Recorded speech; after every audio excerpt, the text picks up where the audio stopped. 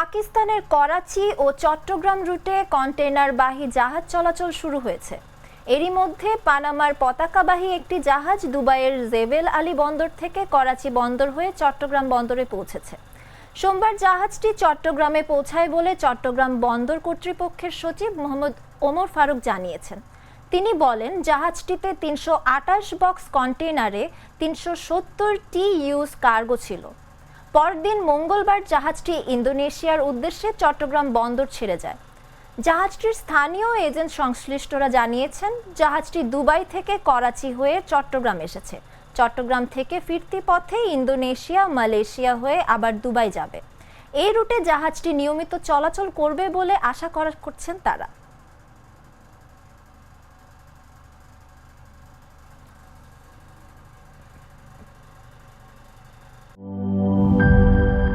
সবুজের দেশে নতুন রঙের বেশে ঘরে বাহিরে সাজানো বলকে রেইনবো রেইনবো রেইনবো পেইন্টস রে সাশ্রয়ী দামে দেয়াল রাঙায় রেইনবো সবার রং সবার ঘরে ঘরে rainbow Rainbow Paints, the color of joy.